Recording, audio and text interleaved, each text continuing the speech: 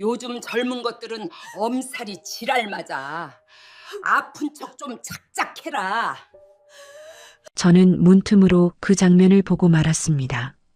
제 딸이 배를 부여잡고 쓰러져 있었어요. 남편이란 놈은 뭐라고 했는지 아세요? 엄살 피운다며 아내를 노려보고 있었어요. 딸이 바닥에 엎드려 병원에 가야 한다고 애원하는데 그 인간들은 손님 눈에 띄면 안 된다며 창고에 가둬버렸습니다. 저는 그 순간 결심했어요. 오늘 이 잔치를 박살내겠다고요. 내 딸한테 이 짓을 한 놈들을 반드시 지옥에 보내주겠다고요. 사연 시작 전 구독과 좋아요를 눌러주시면 그곳에 축복이 가득하시기를 바라겠습니다. 안녕하세요. 제 이름은 김영자, 올해 68살입니다. 서울 변두리 재래시장 골목에서 반찬 가게를 하고 있어요. 30평짜리 작은 가게지만 이 가게 하나로 남편 없이 딸 하나를 키워냈습니다. 새벽 3시에 일어나 장을 보고 밤 10시까지 반찬을 만드는 생활을 40해 넘게 해왔어요. 손마디가 굵어지고 허리가 굽었지만 그래도 이 일이 제 자존심이었습니다. 내 손으로 번 돈으로 딸 대학 보내고 좋은데 시집 보냈으니까요. 사람들은 저를 보고 억척스럽다고 했습니다. 맞는 말이에요. 저는 억척스러운 여자입니다. 그게 아니었으면 진작에 주저앉았을 테니까요. 그날도 새벽 4시에 눈이 떠졌습니다. 몸이 알아서 깨는 거죠. 저는 불 켜진 주방에서 참기름을 두른 팬 위로 깨를 볶으며 하루를 시작했습니다. 고소한 냄새가 가게 안을 가득 채우고 어젯밤 담가둔 겉절이에서는 매콤한 양념 냄새가 진동했어요. 칼질 소리, 냄비 끓는 소리, 라디오에서 흘러나오는 트로트 가락. 이게 제 일상이었습니다. 오전 11시쯤이었을 겁니다. 점심 장사 준비로 정신없이 콩나물을 다듬고 있는데 가게 유리문이 삐걱거리며 열렸습니다. 고개를 들었더니 딸 지은이가 문 앞에 서 있더군요. 예고도 없이 온 겁니다. 평소 같으면 문 열자마자 엄마하고 환하게 웃으며 달려왔을 아이가 그날은 문턱에 선 채로 한쪽 손을 문틀에 짚고 숨을 몰아쉬고 있었습니다. 마치 계단 10층을 전력 질주로 뛰어오른 사람처럼 어깨가 들썩거렸어요. 저는 손에 들고 있던 콩나물을 소쿠리에 툭 내려놓고 앞치마에 손을 닦으며 딸에게 다가갔습니다. 형광등 불빛 아래서 본 딸의 얼굴은 제 가슴을 철렁 내려앉게 만들었습니다. 화장을 꽤 진하게 했는데도 턱 밑까지 내려온 다크서클이 선명하게 비쳤어요. 파운데이션으로 덮으려 한 흔적이 역력했지만 피부 밑으로 시퍼런 핏줄이 비칠 정도로 안색이 창백했습니다. 핏기라곤 찾아볼 수 없는 흑빛 얼굴이었어요. 저는 딸의 어깨를 잡고 위아래를 훑어보았습니다. 분명히 살이 빠져 있었습니다. 광대뼈가 툭 튀어나오고 볼은 움푹 꺼져 있었어요. 한때 윤기 흐르던 머릿결은 푸석푸석하게 갈라져서 마치 빨래처럼 축 늘어져 있었습니다. 목덜미를 보니 뒤통수 아래로 척추뼈가 불룩불룩 만져질 것처럼 앙상하게 드러나 있었어요. 제가 바리바리 싸보낸 반찬들은 다 어디로 간 걸까요? 야, 살이 왜 이렇게 빠졌냐? 시댁에서 밥도 안 주냐? 저는 다그치듯 물었습니다. 목소리가 저도 모르게 날카로워졌어요. 지은이는 제 눈을 피하며 어색하게 웃었습니다. 입꼬리를 억지로 끌어올린 티가 역력한 웃음이었죠. 엄마, 요즘 강남에서 유행하는 간헐적 단식 중이야. 몸이 가벼워져서 좋아. 38회를 키운 자식입니다. 뱃속에서부터 10달을 품고 젖을 물리고 밤새 열나는 이마에 물수건을 얹어주며 키운 아이예요. 그 아이가 거짓말을 하면 왼쪽 눈꺼풀이 미세하게 떨린다는 걸 저는 알고 있었습니다.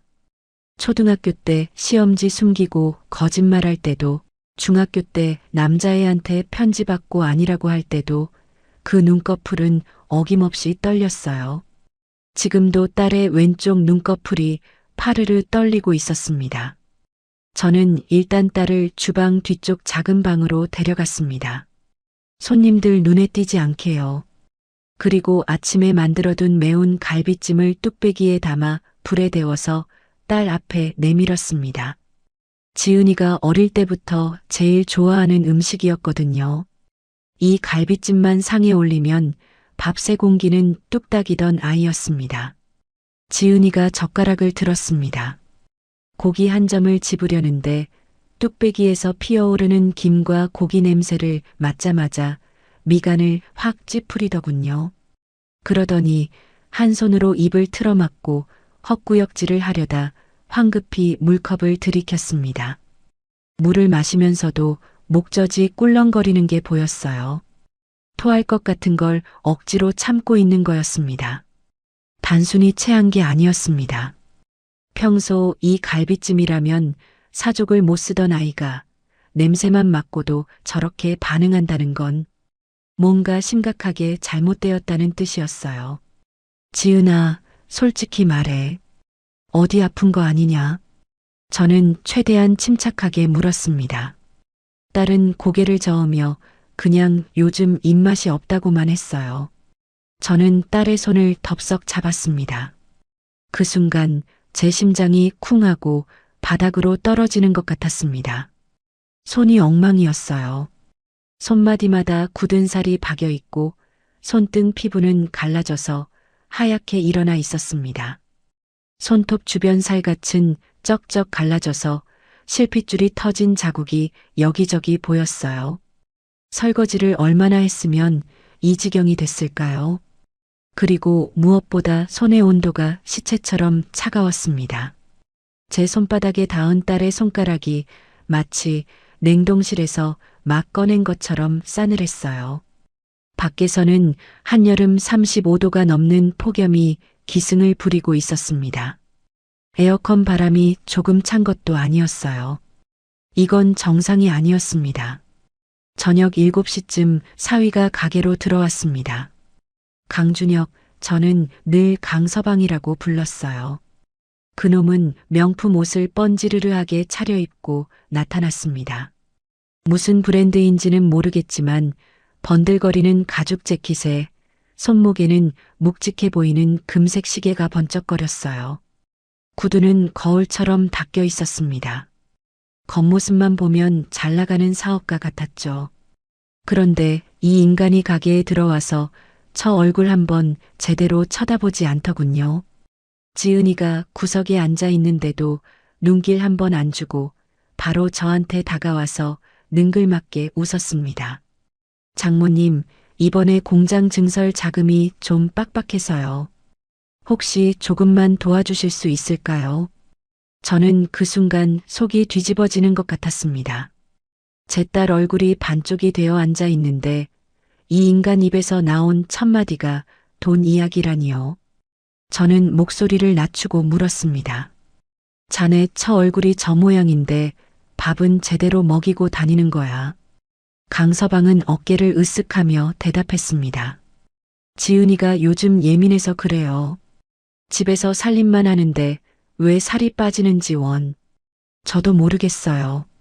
그 말투에서 아내에 대한 관심이나 걱정은 눈곱만큼도 느껴지지 않았습니다. 남의 집 얘기하듯 무심한 말투였어요.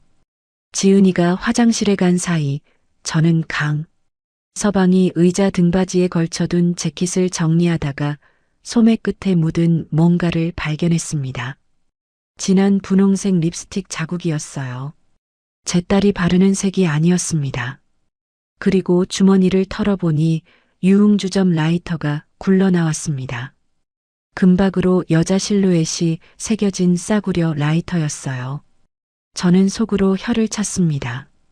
이놈이 단순히 무능한 남편 수준이 아니라 밖에서 놀아나는 한량이라는 걸 그때 직감했습니다. 화장실에서 나온 지은이가 입가를 손등으로 닦고 있었습니다. 저는 무심코 휴지통 쪽을 봤는데 방금 버린 듯한 휴지에 선명한 핏자국이 묻어 있었어요. 저는 소스라치게 놀라며 딸에게 다가갔습니다. 야, 이거 피 아니냐? 코피 났어? 지은이는 화들짝 놀라며 휴지통 앞을 가로막았습니다. 아니야, 양치하다가 잇몸에서 피가 났어. 요즘 잇몸이 약해져서 그래. 또 왼쪽 눈꺼풀이 떨리고 있었습니다. 저는 더 추궁하고 싶었지만 사위가 옆에 서 있어서 참았어요. 저는 그날 밤새 끓여둔 전복죽과 사골국을 바리바리 싸서 딸에게 내밀었습니다. 보양식이라도 먹여야 할 것 같았거든요. 그런데 지은이가 머뭇거리며 말했습니다. 엄마, 가져가도 안 먹어. 냉장고 꽉 찼어. 안 먹으면 내가 직접 그 집까지 들고 가서 떠먹인다. 어서 들어. 제 성화에 못 이겨 딸은 반찬통을 받아들었습니다. 딸 부부가 차를 타러 주차장으로 나가는 뒷모습을 저는 가게 앞에 서서 지켜보았습니다. 지은이가 차에 탈 때였어요. 허리를 굽히지 못하고 배를 두 손으로 부여잡더니 작게 신음하는 모습이 보였습니다. 이를 악물고 겨우 차에 올라타는 딸의 뒷모습이 제 눈에 또렷이 박혔어요. 그날 밤 저는 잠을 이룰 수가 없었습니다. 눈을 감으면 딸의 흑빛 얼굴과 차가운 손, 피 묻은 휴지가 자꾸 떠올랐거든요. 새벽녘에 겨우 잠이 들었는데 꿈에 죽은 남편이 나왔습니다. 20해 전에 세상 떠난 그 사람이 제 앞에 서서 호통을 치더군요. 당신 지은이 좀 챙겨. 애가 울잖아. 저는 식은땀을 비오듯 흘리며 눈을 떴습니다. 심장이 쿵쾅거리고 가슴이 답답해서 숨을 제대로 쉴 수가 없었어요. 다음 날 아침 저는 딸에게 전화를 걸었습니다. 신호가 가도 받지 않더군요.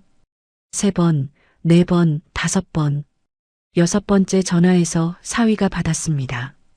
지은이 아직 자요. 깨우지 마세요.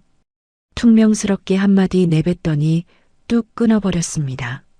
아침 10시가 다 되었는데 아직 잔다고요.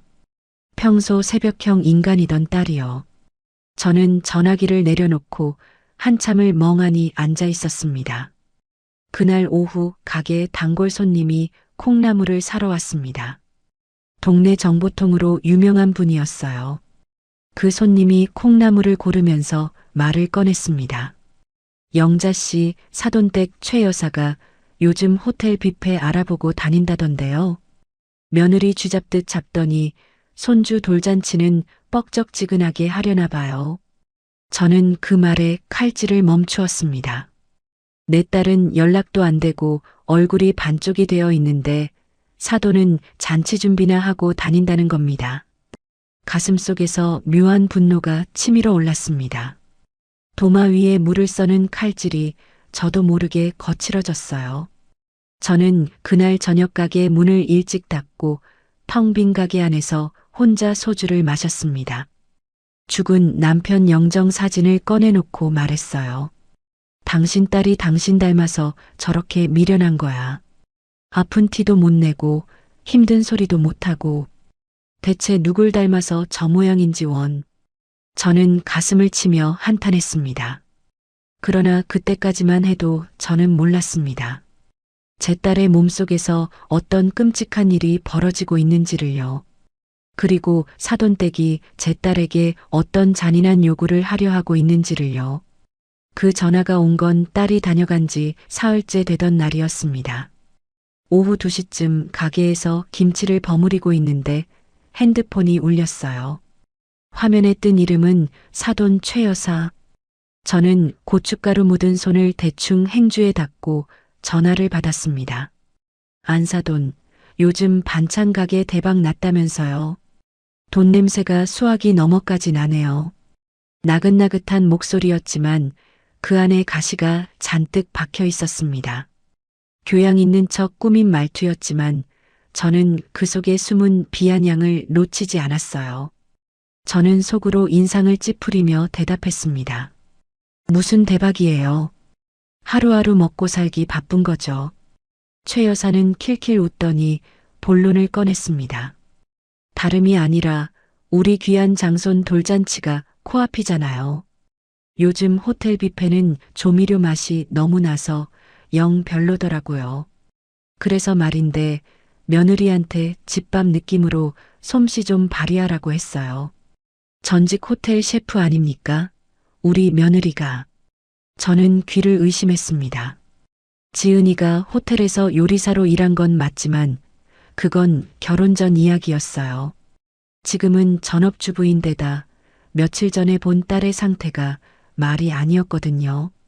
흑빛 얼굴에 뼈만 앙상하게 남은 몸, 시체처럼 차가웠던 손이 눈앞에 아른거렸습니다. 사돈, 지은이가 요즘 낯빛이 흑빛이던데요. 그 몸으로 무슨 요리를 해요? 저는 단호하게 말했습니다. 그런데 최 여사의 대답이 기가 막혔어요. 아이고, 요즘 젊은 애들 엄살이 얼마나 심한데요? 며느리가 시댁 대소사 챙기는 건 당연한 도리 아니에요? 안사돈도 종갓집 맏며느리 하셨다면서요. 그 시절에 비하면 우리 며느리는 호강하는 거예요. 제가 종갓집 맏며느리 노릇하며 고생한 걸 어디서 들었는지 그걸 무기 삼아 저를 찌르고 있었습니다. 저는 이를 악물었어요. 참아야 했습니다. 딸 입장이 있으니까요. 그래서 뭘 얼마나 하라는 건데요? 하객이 100명쯤 될 거예요. 메뉴는 궁중 신선로, 구절판, 갈비찜, 잡채, 수제 송편까지. 출장 뷔페 부르면 정성이 없다고 욕먹잖아요. 요즘 세상에 며느리 손맛으로 차린 잔치상이 어디 있어요. 우리 집안 품격에 맞게 제대로 해야죠. 100명분이요. 궁중 요리에 수제 송편까지요. 저는 순간 할 말을 잃었습니다. 그건 전문 출장 업체도 10명은 붙어야 할 물량이었어요. 신선로 하나만 해도 재료 손질에 반나절이 걸리는데 그걸 100인분이라니요. 게다가 구절판은 9가지 재료를 일일이 채 썰어서 따로 볶아야 하고 송편은 반죽부터 빚기까지 손이 엄청나게 가는 음식이었습니다. 제가 40해 넘게 요리를 해왔지만 저 혼자서도 엄두가 안 나는 물량이었어요. 저는 전화를 끊자마자 딸에게 전화를 걸었습니다. 신호가 4번 가고 나서야 지은이가 받았어요. 목소리가 쉬어 있었습니다. 감기에 걸린 것처럼 갈라진 목소리였어요. 엄마 왜? 야, 너 미쳤냐? 그 몸으로 100인분을 어떻게 해? 시어머니가 정신이 있는 거야 없는 거야? 저는 버럭 소리를 질렀습니다. 수화기 너머로 딸이 한숨을 쉬는 소리가 들렸어요. 깊고 긴 한숨이었습니다. 그 한숨 속에 얼마나 많은 서름이 담겨 있을지 저는 가슴이 미어졌습니다. 엄마, 제발 목소리 낮춰. 그이가 옆방에 있어. 그이는 뭘 해? 자기 처가 죽어나가는데 가만히 앉아 있냐? 엄마, 들어봐. 이번에 시아버지가 준혁이 사업 자금 대주기로 했어. 3억이야. 이번 한 번만 잘 넘기면 우리 자리 잡을 수 있어. 나 이혼하기 싫어, 엄마. 딸의 목소리가 떨리고 있었습니다. 저는 가슴이 답답해서 숨을 제대로 쉴 수가 없었어요. 이혼하기 싫다는 말에 할 말을 잃었습니다. 3억이라는 돈에 제 딸이 목숨을 담보로 잡힌 거였어요. 저는 수화기를 쥔 손에 힘이 풀리는 것 같았습니다. 내가 사람 사서 보내줄게. 출장 도움이라도 부르자. 돈은 내가 댈 테니까. 안 돼, 엄마. 시어머니가 내 손맛 아니면 안 된다고 못 박았어. 다른 사람 손 탄 거 들키면 나 진짜 쫓겨나. 시어머니가 눈이 얼마나 높은데. 저는 전화기를 쥔 손에 힘이 들어갔습니다. 딸을 설득하고 싶었지만 지은이의 목소리에서 간절함이 느껴졌어요. 저 애가 얼마나 막다른 골목에 몰려 있으면 저런 소리를 할까요? 통화 도중에 딸이 갑자기 말을 멈추더니 억눌린 신음소리를 냈습니다. 숨을 들이마시며 참는 것 같은 소리였어요. 지은아, 왜 그래? 어디 아프냐? 아니야, 그냥 식탁에 발을 찧었어. 또 거짓말이었습니다. 왼쪽 눈꺼풀이 떨릴 목소리였어요. 저는 그게 위경련인 줄도 모르고 넘어갔습니다. 지금 생각하면 그때 당장 달려갔어야 했어요. 그래, 알았어. 근데 재료비는 어떻게 할 거냐? 100인분이면 몇백은 들 텐데. 시어머니가 재료비 주셨어. 얼마? 50만 원. 저는 기가 막혀서 웃음이 나왔습니다. 100인분 궁중 요리에 50만 원이라니요. 한우 갈비만 사도 그 돈은 훌쩍 넘을 겁니다. 신선로에 들어갈 해물값만 해도 20만 원은 좋게 들 테고요. 최 여사가 얼마나 인색하고 계산적인 인간인지 그 순간 확실히 알았어요. 생색은 죄다 내면서 돈은 한 푼도 안 쓰겠다는 속셈이었죠. 전화를 끊고 저는 바로 딸 계좌로 200만 원을 보냈습니다. 재료비에 보태 쓰라고요. 비상금으로 모아둔 돈이었지만 딸이 쓰러지는 것보다는 나았으니까요. 송금하고 나서 딸한테 문자를 보냈습니다. 좋은 재료 사서 몸 축내지 말고 해라. 답장은 고마워 엄마 딱 4글자였어요. 그 짧은 답장이 오히려 제 마음을 더 아프게 했습니다. 평소 같으면 이모티콘의 긴 문장으로 고마움을 표현하던 아이였거든요. 그런데 이틀 뒤 이상한 일이 생겼습니다. 지은이한테 전화했더니 사위가 대신 받았어요. 아, 장모님.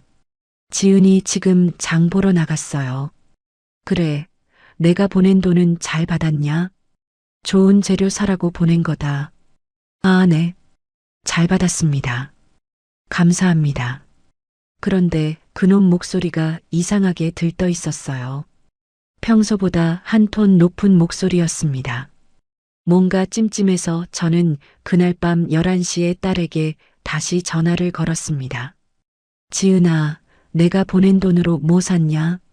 딸의 대답이 한참 늦게 나왔습니다. 응, 엄마.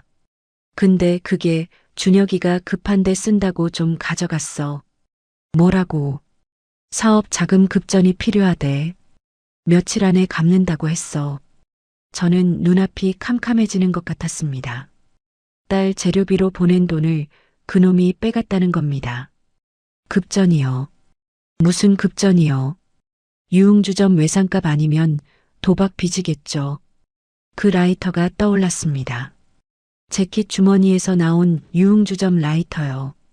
저는 전화기를 쥔 손이 부들부들 떨렸습니다. 그놈 받고 당장 엄마 제발. 준혁이 지금 예민해. 싸우면 나만 힘들어져. 딸의 애원에 저는 또 참았습니다. 참고 또 참았어요. 전화를 끊고 나서 저는 빈 소주병을 벽에 집어 던졌습니다. 병이 박살나는 소리가 텅 빈 가게 안에 울려 퍼졌어요. 유리 파편이 바닥에 흩어졌지만 치울 힘도 없었습니다. 그날부터 저는 밤잠을 설쳤습니다. 딸이 좁은 신혼집 주방에서 홀로 100인분 재료를 손질하고 있을 생각을 하면 가슴이 찢어지는 것 같았거든요. 저는 새벽마다 일어나 최고급 반찬들을 만들었습니다. 전, 잡채, 나물, 갈비찜.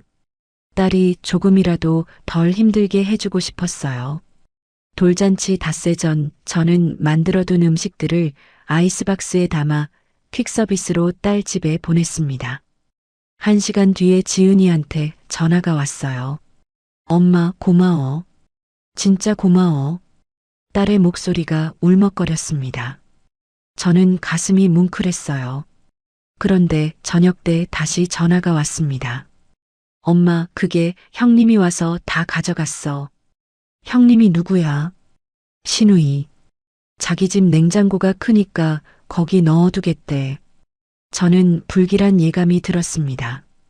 그리고 그날 밤 9시쯤 지은이한테서 울먹이는 전화가 왔어요. 엄마가 보낸 음식 다 버렸대. 뭐라고? 형님이 시장 바닥 냄새 난다고, 색깔이 촌스럽다고 쓰레기통에 버렸어.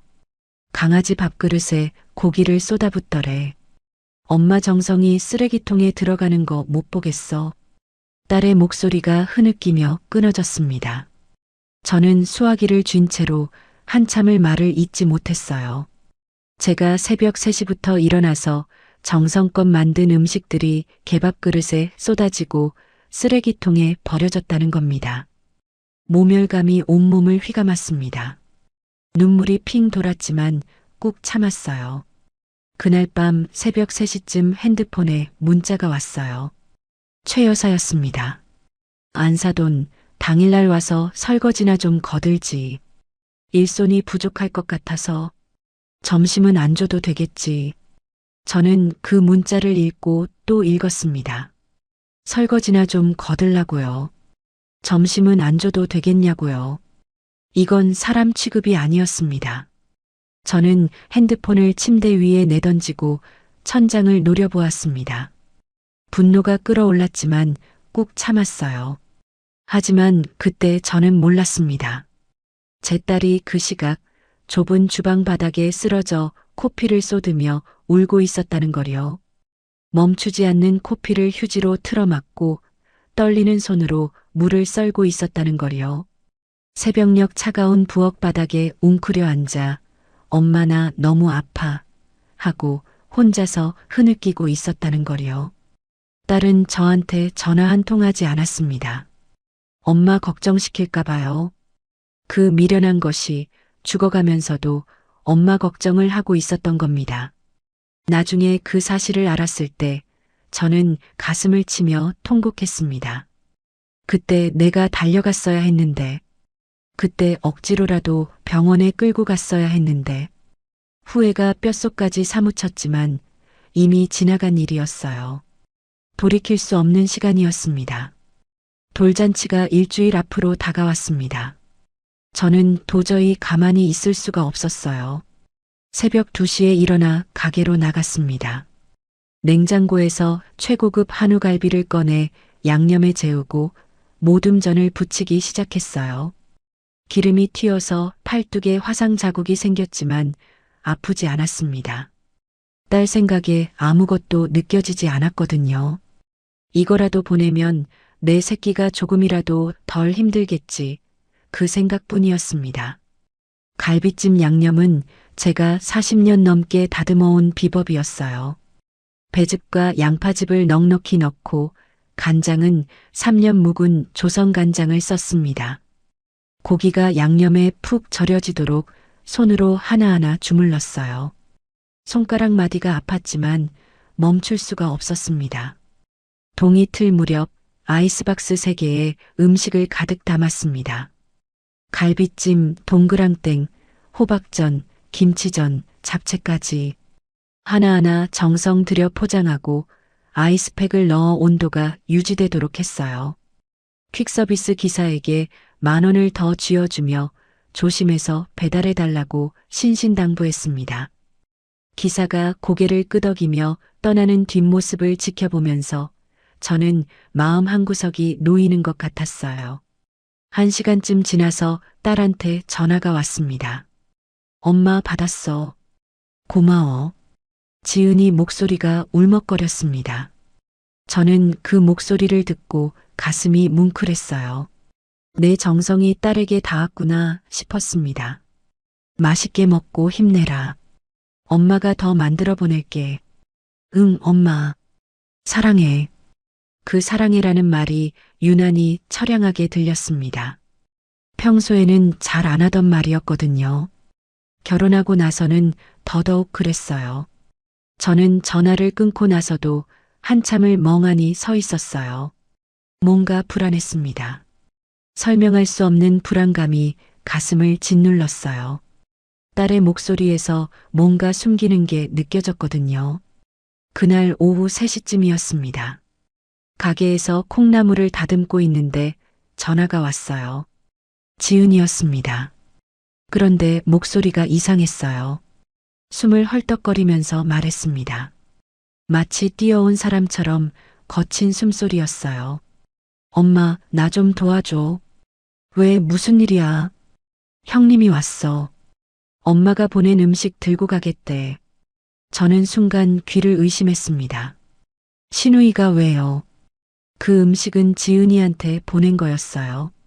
지은이가 먹으라고 보낸 거였습니다. 왜 가져가는데? 자기 집 냉장고가 크니까 보관해 주겠대. 나중에 돌잔치 날 가져다 쓰겠대.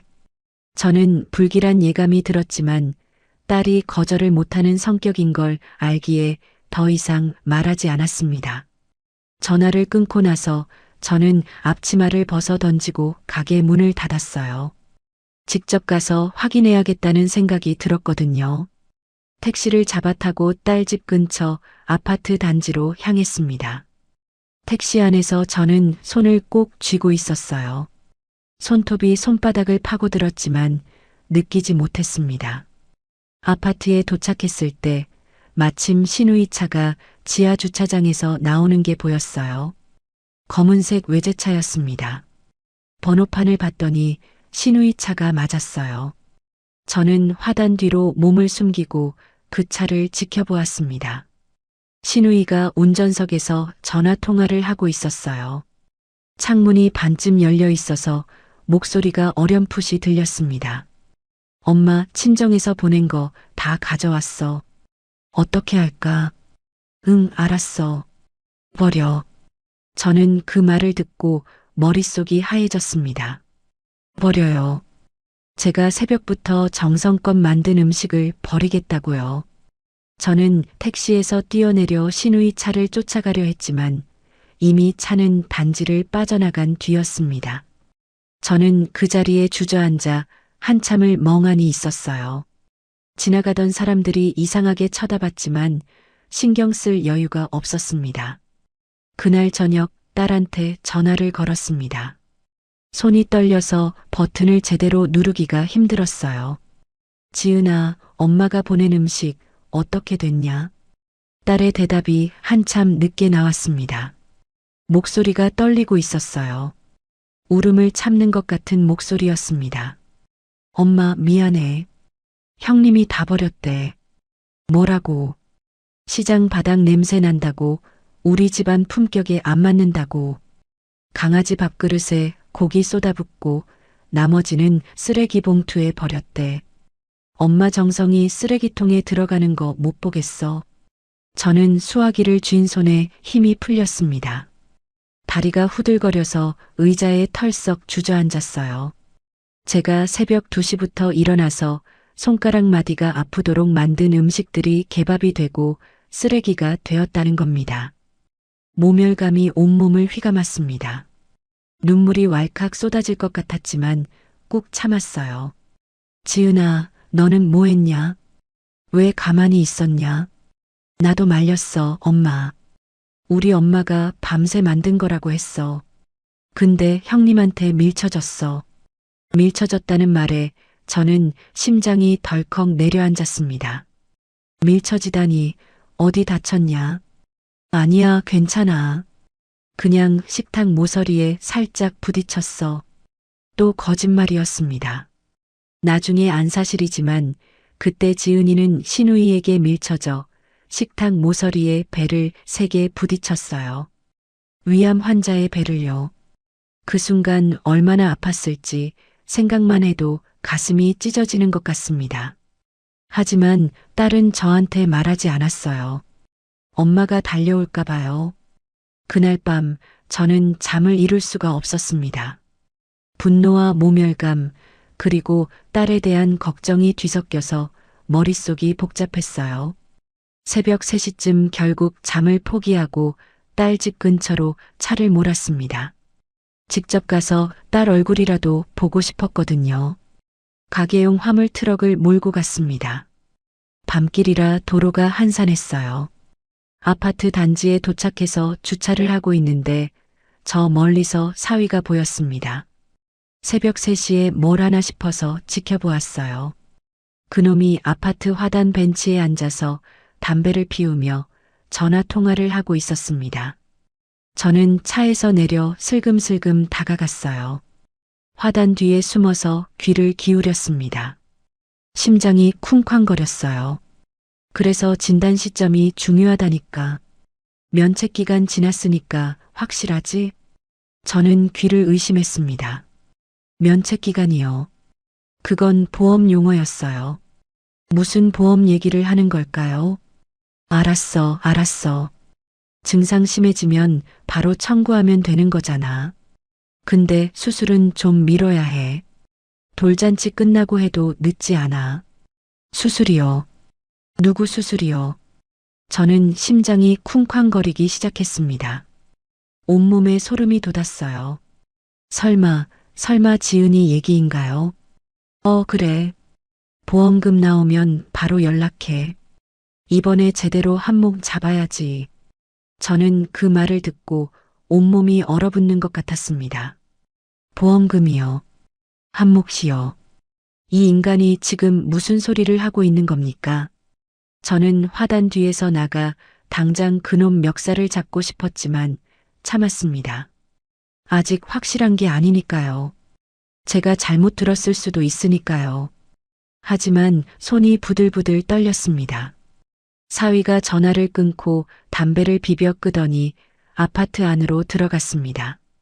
저는 한참을 그 자리에 서 있었어요. 다리에 힘이 풀려서 움직일 수가 없었습니다.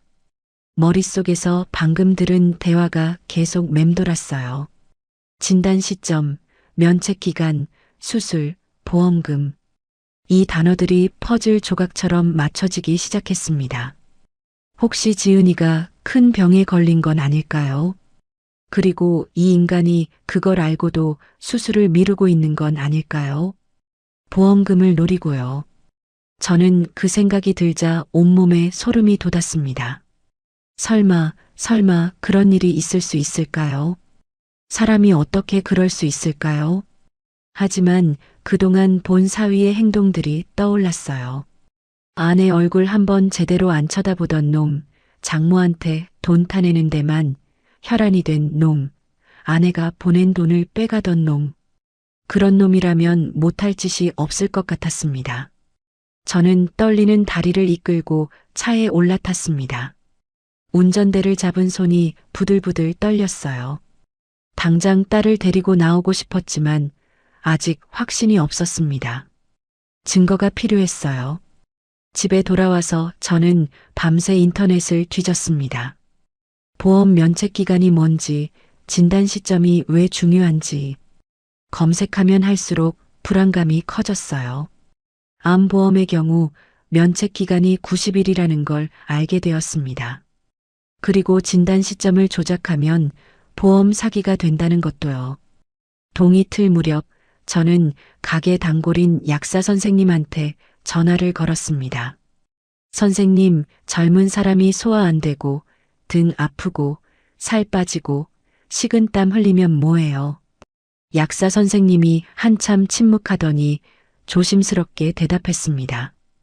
영자 씨, 그건 체한 게 아니에요. 큰 병원 가봐야 해요. 췌장이나 위쪽 문제일 수 있어요. 혹시 누구 얘기예요? 저는 대답하지 못하고 전화를 끊었습니다. 위요. 췌장이요. 그게 암이라는 뜻 아닙니까? 제 딸이 암에 걸렸을 수도 있다는 겁니다. 저는 그 순간 눈앞이 캄캄해지는 것 같았어요. 하지만 저는 아직 확신할 수 없었습니다. 직접 눈으로 봐야 했어요. 딸의 집에 가서 뭔가 증거를 찾아야 했습니다. 저는 그날 가게 문을 열지 않았어요. 평생 하루도 안 쉬던 가게를 처음으로 닫았습니다. 단골 손님들한테 문자를 보냈어요. 오늘 개인 사정으로 휴업합니다. 죄송합니다. 딸 목숨이 걸린 일인데 장사가 대수입니까? 저는 옷을 갈아입고 딸 집으로 향했습니다. 손에는 예전에 딸한테 받아둔 현관 비밀번호 메모가 들려 있었어요. 그 비밀번호가 아직 유효하길 빌면서요. 택시 안에서 저는 창밖을 바라보며 기도했습니다. 제발 내 예감이 틀리길. 제발 지은이가 큰 병이 아니길. 하지만 가슴 한구석에서는 이미 알고 있었어요. 뭔가 끔찍한 일이 벌어지고 있다는 걸요.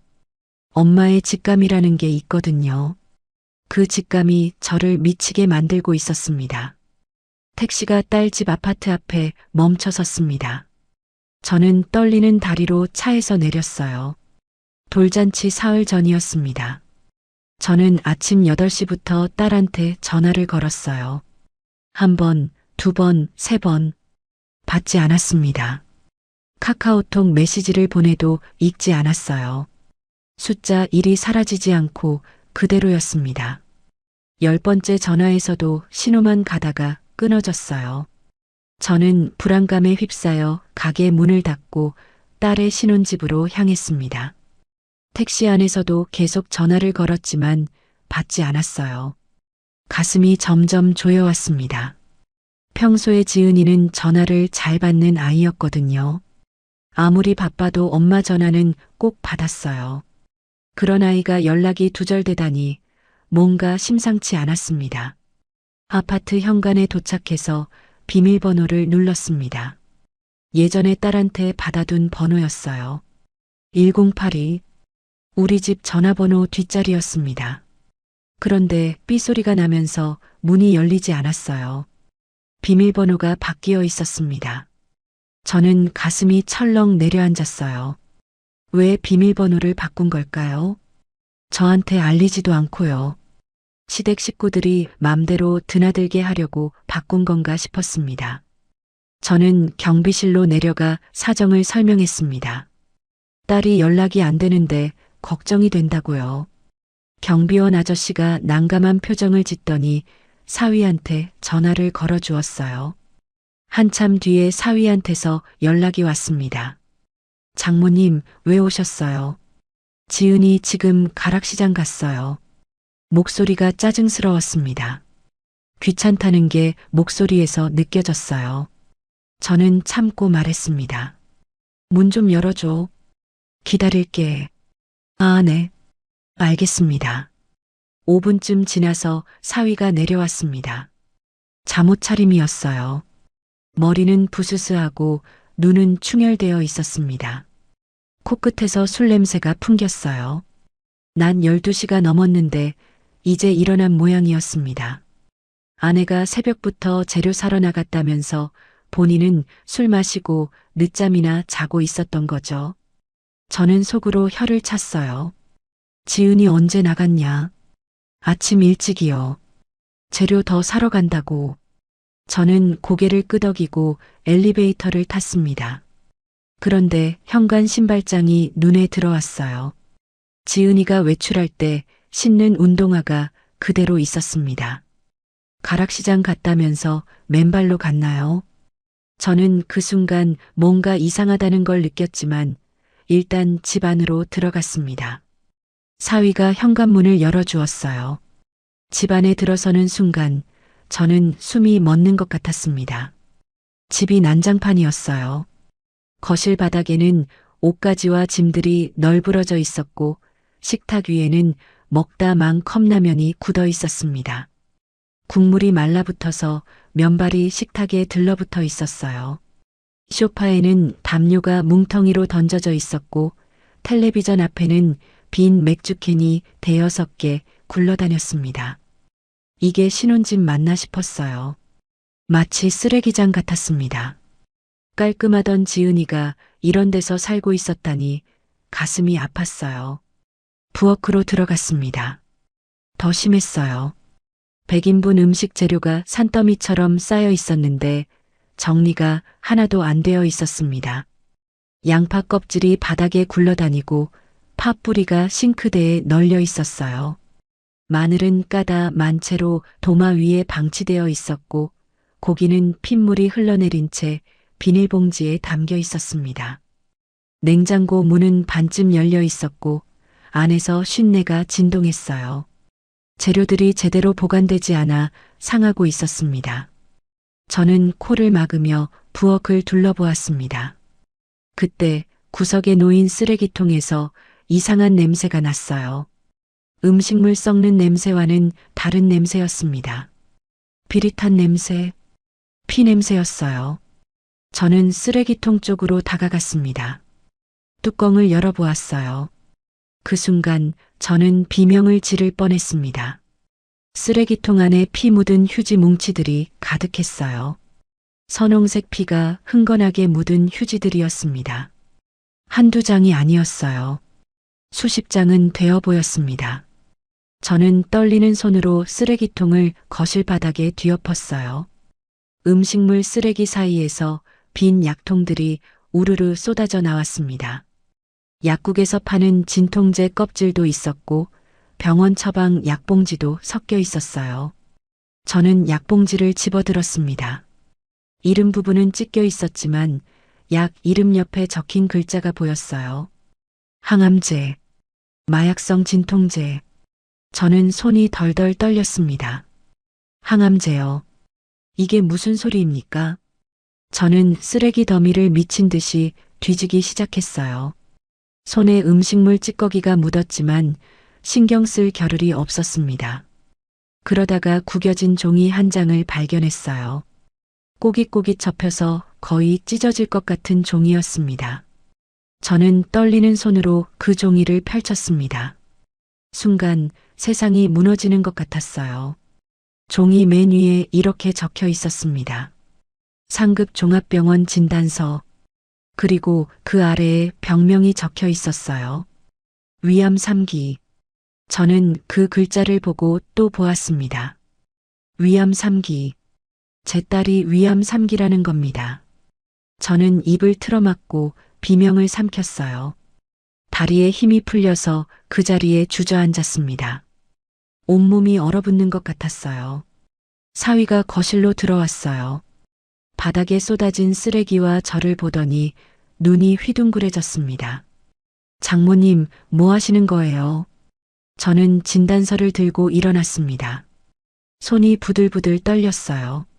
사위의 멱살을 잡고 흔들었습니다. 이게 뭐냐? 내 딸 암 걸린 거 알고 있었냐? 사위의 눈동자가 흔들렸어요. 당황한 기색이 역력했습니다. 하지만 이내 표정을 가다듬더니 대답했어요. 아, 그거요. 지은이가 치질이 있어서 피가 난 거예요. 진단서는 오진일 수도 있다고 해서 재검받기로 했어요. 저는 그 말을 듣고 기가 막혔습니다. 치질이요. 위암 3기가 치질이라고요. 이 인간이 지금 저한테 뻔뻔하게 거짓말을 하고 있는 겁니다. 저는 사위를 밀쳐내고 안방으로 뛰어들어갔어요. 안방도 엉망이었습니다. 침대 시트는 구겨져 있었고 화장대 위에는 먼지가 쌓여 있었어요. 화장품들이 쓰러져 뒹굴고 있었습니다. 저는 방 구석구석을 뒤지기 시작했어요. 옷장을 열고 서랍을 뒤지고 침대 밑을 들여다보았습니다. 베개 밑에서 뭔가 딱딱한 게 만져졌습니다. 꺼내보니 작은 노트였어요. 지은이의 다이어리였습니다. 표지에 딸이 좋아하는 꽃 그림이 그려져 있었어요. 저는 떨리는 손으로 그 노트를 펼쳤습니다. 첫 장에 날짜가 적혀 있었습니다. 한 달 전 날짜였어요. 딸의 글씨가 삐뚤빼뚤했습니다. 손이 떨려서 쓴 것 같았어요. 오늘 병원에서 위암 3기 진단을 받았다. 의사 선생님이 빨리 수술해야 한다고 했다. 사기로 넘어가기 직전이래. 무서워서 준혁이한테 말했는데 준혁이가 돌잔치 끝나고 수술 받으라고 했다. 시어머니한테 알리면 안 된대. 집안 경사에 재수 없다고. 저는 그 글을 읽고 눈물이 왈칵 쏟아졌습니다. 제 딸이 한 달 전에 암 진단을 받았다는 겁니다. 그리고 수술을 미루고 있었다는 거예요. 시어머니 눈치 때문에요. 다음 장을 넘겼습니다. 엄마한테 말하고 싶다. 너무 아파서 못 참겠다. 근데 엄마가 걱정할까봐 말 못하겠다. 엄마 미안해. 나 수술 받고 싶어. 근데 그이가 조금만 참으래. 보험 때문에 좀 기다려야 한대.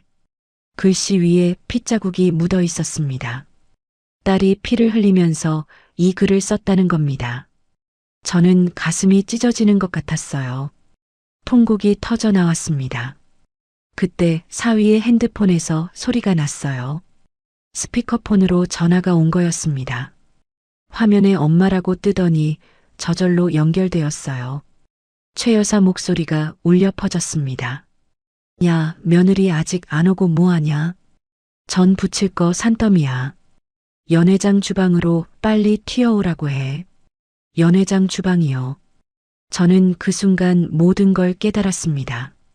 지은이가 시장에 간 게 아니라 시댁 돌잔치 연회장에 끌려가서 일을 하고 있다는 거요. 암 환자가요. 피를 토하면서요. 저는 부엌으로 뛰어가서 프라이팬을 집어들었습니다.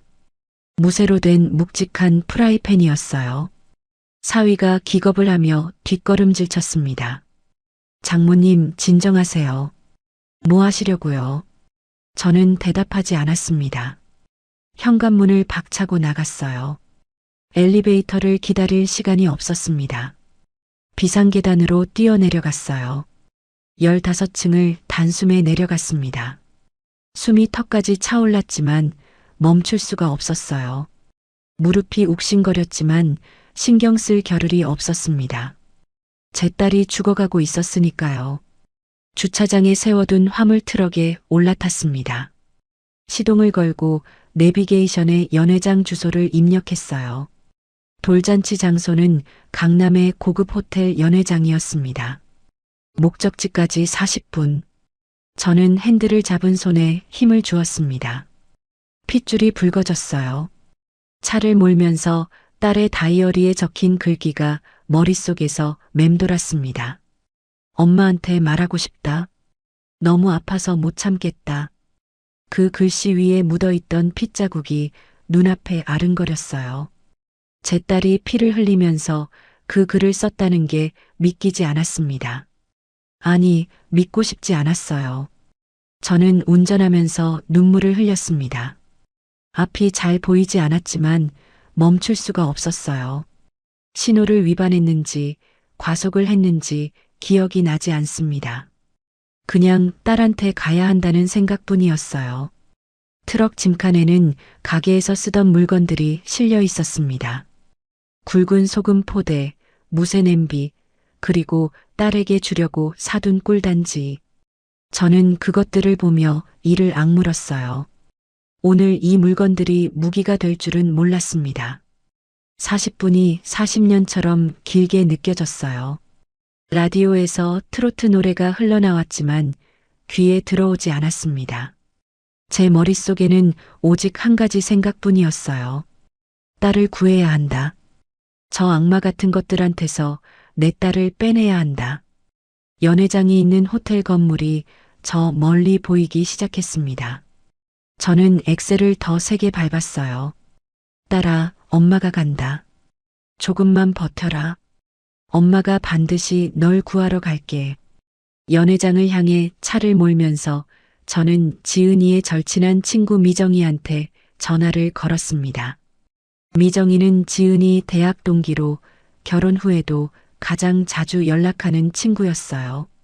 지은이가 엄마인 저한테도 숨기는 일을 미정이한테는 털어놓았을지 모른다는 생각이 들었거든요. 전화가 연결되자마자 미정이의 목소리가 들렸습니다. 평소보다 긴장한 듯한 목소리였어요. 어머니, 무슨 일이세요? 미정아, 지은이 어디 아픈 거 너 알고 있냐? 수화기 너머로 미정이가 숨을 들이마시는 소리가 들렸어요. 잠시 침묵이 흘렀습니다. 3초, 5초, 10초. 그 침묵이 모든 걸 말해주고 있었어요. 알고 있구나. 이해도 알고 있었구나. 어머니, 어디까지 아세요? 위암 3기라는 거 알아. 진단서 봤어. 그 순간 미정이가 울음을 터뜨렸습니다. 전화기 너머로 흐느끼는 소리가 들렸어요. 코를 훌쩍거리고 숨을 헐떡이는 소리가요. 어머니, 지은이 못 말리겠어요. 저한테 절대 말하지 말랬는데 어머니한테 걱정 끼치기 싫다고 입이 닳도록 말했는데 저도 너무 답답해서 미치겠어요. 병원 가자고 매일 전화했는데 지은이가 안 된다고 조금만 참으면 된다고 그러는데요. 저는 핸들을 잡은 손에 힘을 주며 물었습니다. 목소리가 떨렸어요. 미정아, 제발 다 말해줘. 내 딸한테 무슨 일이 있는 거냐? 미정이가 코를 훌쩍거리며 말하기 시작했습니다. 그 내용은 제가 상상했던 것보다 훨씬 더 끔찍했어요. 지은이가 위암 3기 진단을 받은 건 2달 전이었습니다. 처음에는 속이 더부룩하고 소화가 안 돼서 동네 병원에 갔대요. 거기서 위내시경을 받았는데 의사 선생님 얼굴이 굳어지더래요. 바로 큰 병원으로 가보라고 했대요. 대학병원에서 정밀 검사를 받았는데 결과가 위암 3기였어요. 암세포가 위벽을 뚫고 주변 림프절까지 퍼져 있었대요. 병원에서는 즉시 수술을 권유했어요. 4기로 넘어가기 직전이라 하루라도 빨리 수술해야 한다고요. 의사 선생님이 진지한 표정으로 말했대요. 더 늦으면 손을 쓸 수 없게 될 수도 있다고요. 지은이도 무서워서 수술 받고 싶어 했습니다. 그래서 수술 날짜까지 잡았어요. 1달 전 날짜로요. 그런데 수술 이틀 전에 사위와 최 여사가 병원에 찾아왔다고 합니다. 병실이 아니라 담당 의사 면담실로요. 그리고 의사 선생님 앞에서 수술 연기를 요청했어요. 이유가 기가 막혔습니다. 손주 돌잔치 날짜와 겹친다는 거였어요. 집안 경사에 수술이 웬 말이냐고요. 의사 선생님이 뭐라고 하셨대. 암세포가 언제 퍼질지 모른다고, 수술을 미루면 위험하다고 강력하게 말씀하셨대요. 지금 당장 수술해야 한다고요. 근데 시어머니가 뭐라고 했는지 아세요? 미정이의 목소리가 분노로 떨렸습니다. 암세포가 며칠 사이에 퍼지겠냐. 돌잔치 끝나고 수술해라. 요즘 의술이 얼마나 좋은데 그 정도 기다린다고 죽겠냐. 이렇게 말했대요. 그리고 사위란 놈이 옆에서 뭐라고 했는지 아세요? 저는 숨을 죽이고 들었습니다. 손이 떨려서 핸들을 놓칠 것 같았어요. 보험금 나오려면 면책 기간 지나야 하니까 좀만 버텨. 돈 문제는 내가 알아서 할 테니까 수술 일정 미뤄. 이렇게 말했대요. 저는 그 말을 듣고 운전대를 놓칠 뻔했습니다. 차가 옆 차선으로 삐끗했어요. 경적 소리가 울렸지만 귀에 들어오지 않았습니다. 보험금이요. 면책기간이요. 새벽에 엿들은 사위의 전화 통화가 떠올랐어요. 진단 시점이 중요하다던 말, 수술을 미뤄야 한다던 말, 한몫 잡아야 한다던 말. 이 모든 게 연결되었습니다. 퍼즐 조각이 맞춰지듯이요. 미정아, 그게 무슨 소리냐? 보험이 뭔 상관이냐? 미정이가 한숨을 쉬며 설명했습니다. 목소리에 분노가 가득했어요. 사위가 지은이 몰래 암보험을 여러 개 들어놨다고 합니다. 지은이가 처음 속이 안 좋다고 했을 때 병원 가기 전에 보험부터 들었대요. 보험 설계사한테 연락해서 급하게 계약했다고요.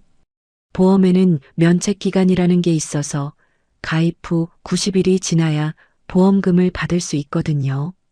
만약 면책기간 안에 암 진단을 받으면 보험금이 안 나와요. 사위는 그 면책기간이 지나기를 기다리고 있었던 겁니다. 아내의 수술보다 보험금이 더 중요했던 거예요. 저는 눈앞이 빨갛게 물드는 것 같았습니다. 분노가 온몸을 집어삼켰어요. 핸들을 잡은 손에 핏줄이 붉어졌습니다. 이 인간이 제 딸을 돈벌이 수단으로 생각하고 있었던 겁니다. 아내가 암으로 죽어가는데 보험금 타먹을 생각만 하고 있었던 거예요. 사람이 어떻게 그럴 수 있습니까? 아내가요. 자기 자식의 엄마가요. 미정아, 지은이 지금 어디 있냐? 연회장 주방이라고 들었는데. 네, 맞아요. 시어머니가 연회장 보조 주방에서 음식 준비하라고 끌고 갔대요. 어제 밤부터요. 호텔 측에서 보조 주방을 빌려줬나 봐요. 어제 밤부터요. 그러면 지은이가 밤새 일을 한 거였습니다. 암 환자가요. 피를 토하면서요. 잠도 못 자고요. 지은이 핸드폰은 왜 안 받는 거냐? 시어머니가 뺏었대요. 친정이랑 연락하면 일에 집중 못 한다고요. 지은이가 저한테 마지막으로 연락한 게 어젯밤 11시였어요. 주방에서 몰래 전화했는데 목소리가 너무 힘들어 보였어요. 숨을 제대로 못 쉬겠다고 하더라고요. 저는 이를 악물었습니다.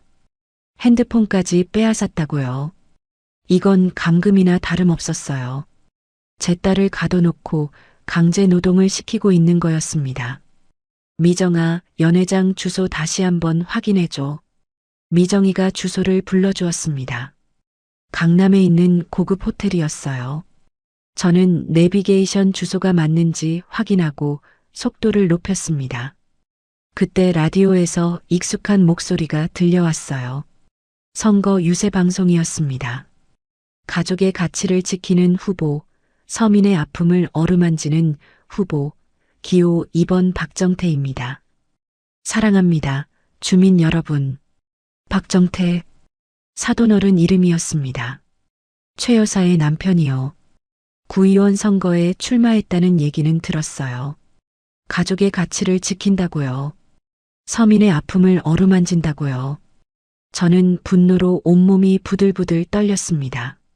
며느리를 암으로 죽게 내버려 두면서 가족의 가치를 말하는 자가 정치를 한다고요. 저는 라디오를 껐습니다. 그 목소리를 더 이상 듣고 싶지 않았어요. 미정이가 전화를 끊기 전에 마지막으로 말했습니다. 목소리가 떨리고 있었어요. 어머니, 저도 몇 번이나 지은이 설득했어요. 친정 엄마한테 말하라고, 병원 가라고. 근데 지은이가 뭐라고 했는지 아세요? 엄마가 평생 고생해서 나 키웠는데 나 때문에 또 고생시키기 싫다고, 엄마 속 썩이기 싫다고, 그러면서 울더라고요. 저는 그 말을 듣고 눈물이 왈칵 쏟아졌습니다. 제 딸이 암으로 죽어가면서도 엄마 걱정을 하고 있었다는 겁니다. 그 미련한 것이요. 저는 핸들을 잡은 채로 통곡했어요. 앞이 흐려져서 차를 갓길에 잠시 세웠습니다. 지은아, 이 바보야. 엄마가 평생 고생한 게 다 너 때문이잖아. 너 잘 되라고 고생한 건데 내가 아프면 그게 다 무슨 소용이냐? 저는 한참을 울었습니다. 그리고 눈물을 닦고 다시 차를 출발시켰어요. 울 시간이 없었습니다. 지금 당장 딸을 구해야 했으니까요. 연회장 근처에 도착했을 때 시간은 오후 3시가 넘어 있었습니다. 호텔 정문에는 화려한 현수막이 걸려 있었어요. 그 옆에는 사돈어른의 선거 화환들이 줄지어 서 있었습니다. 저는 그 광경을 보고 이가 갈렸습니다. 주차장 요원이 저를 막아섰어요. 화물차는 여기 못 댑니다. 하객 주차장이에요. 저는 그 말을 무시하고 차단기를 밀고 들어갔습니다. 요원이 뒤에서 소리를 질렀지만 신경 쓰지 않았어요. 저는 호텔 입구 바로 앞에 트럭을 세웠습니다. 주차 위반이고 뭐고 상관없었어요. 벌금이 나오면 내면 되는 거였습니다. 지금 제 딸 목숨이 걸린 일인데 주차 따위가 대수입니까? 트럭에서 내려 짐칸을 열었어요.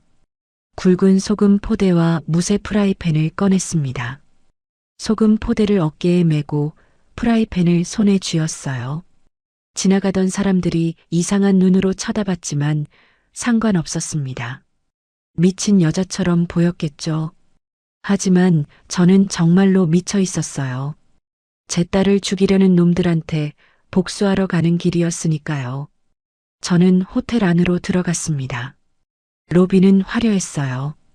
대리석 바닥에 샹들리에가 반짝거렸습니다. 정장을 입은 직원이 다가왔어요. 손님, 뭘 도와드릴까요? 돌잔치 연회장 어디냐? 지하 1층입니다. 그런데 손님, 그 짐은 뭐예요? 물품 반입은 후문 쪽으로 가셔야 해요. 저는 대답하지 않고 지하로 내려가는 계단을 찾았습니다. 엘리베이터를 기다릴 시간이 없었어요. 직원이 뒤에서 뭐라고 했지만 무시했습니다. 계단을 뛰어내려가면서 저는 속으로 다짐했습니다. 오늘 저 인간들을 끝장낸다. 내 딸 털끝 하나라도 다쳤으면 다 죽여버린다. 신이 용서해도 나는 용서 안 한다. 지하 1층에 도착하자 연회장 입구가 보였습니다. 화려한 풍선 장식과 포토존이 설치되어 있었어요. 분홍색과 하늘색 풍선이 아치 모양으로 늘어서 있었고 돌사진을 찍을 수 있는 배경판이 세워져 있었습니다. 그 옆으로 관계자 외 출입 금지라고 적힌 문이 있었어요. 주방으로 통하는 문이었습니다. 저는 그 문을 향해 걸어갔습니다. 심장이 쿵쿵거렸어요. 손에 쥔 프라이팬이 묵직하게 느껴졌습니다. 이 문 너머에 제 딸이 있었습니다. 죽어가면서 음식을 만들고 있는 제 딸이요. 문 앞에 서서 잠시 숨을 골랐습니다. 그리고 문고리에 손을 얹었어요. 지은아, 엄마가 왔다. 이제 엄마가 다 해결할게. 저는 그렇게 마음속으로 말하고 문을 밀었습니다. 관계자 외 출입 금지 문을 밀고 들어갔습니다.